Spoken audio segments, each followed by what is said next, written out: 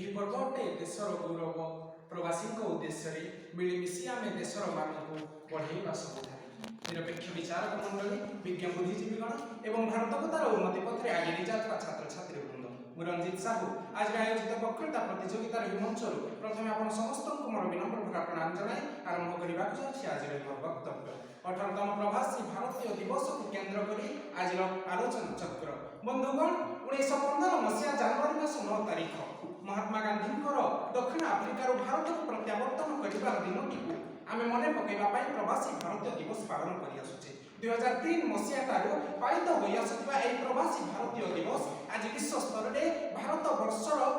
गारिमा एवं पारदर्शिता को अक्षुण्ण करि पारितवा भारतीय मानक सम्मान जणाइबा सहित प्रवासी भारतीय मानकर विकसित राष्ट्र गठन रे किपरि भाबरे अवदान रहिछि ताकु स्वीकृति देबा पई आमे प्रवासी भारतीय दिवस पालन करि आसुचे एवं एई प्रवासी भारतीय दिवस आज 2025 मसीहा रे हमर ओडिसा माटी रे अनुष्ठित हेबार परिकल्पना रहिछि एवं अनुष्ठित हेछि जहा ए ओडिया जाति को एवं प्रत्येक भारतीय मानक गोटे सुजोग देछि तार कला साहित्य संस्कृति प्रथा परंपरा ऐतिह्य पारदर्शिता एवं पारंगमता को विश्व दरबार रे परिचित करबा एवं विश्व स्तर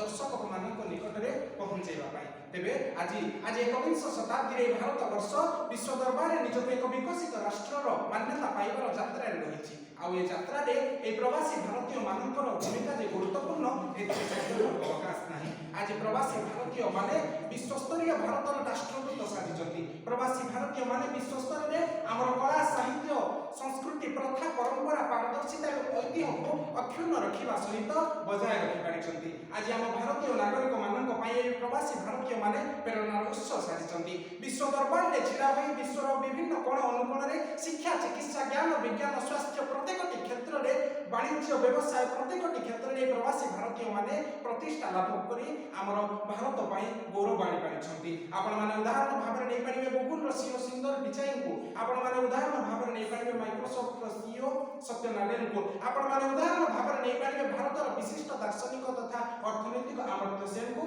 आपण माने उदाहरण भाबरे नै परिबे नासा रो वैज्ञानिक कल्पना चाहे जो माने निज निज क्षेत्र रे बहुत प्रतिष्ठा लाभ करी भारत पई गौरव आनी पारिଛନ୍ତି बंधुगण जदि भारतर औद्योगिक विकास क्षेत्र रे देखिबा तेबे आपण माने उदाहरण भाबरे नै परिबे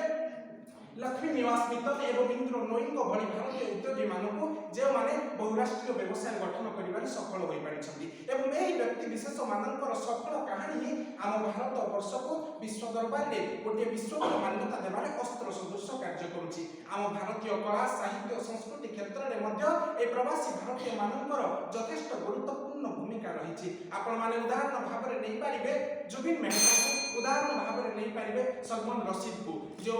कलाकार एवं चलचित्र निर्माता माने आम भारतीय कहानी को विश्व दर्शक निकट में पहुंचाई पारिଛନ୍ତି तेबे बंधुगण ए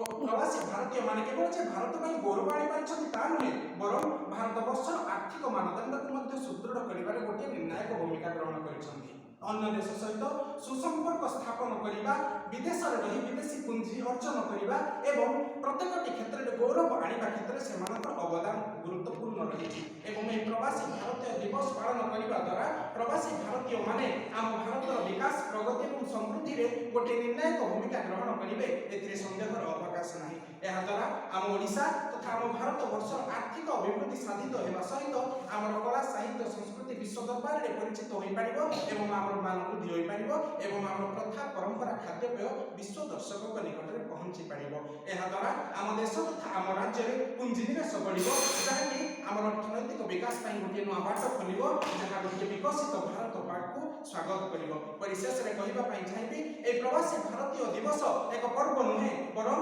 एहा भारतीय एवं प्रवासी भारतीय मानक मध्य गोटे संपर्कर प्रतिफलन आ ए प्रतिफलन भारतर भविष्य रे गोटे स्वर्णिम अध्याय को स्वागत करी नूतनत्वर नवा पृष्ठा जोड़िबो एथिरे संदेहर अवकाश नाही एथिरे संदेहर अवकाश नाही मैं एथि मोर वक्तव्य साग करछि धन्यवाद जय जगन्नाथ वंदे उत्कल जननी।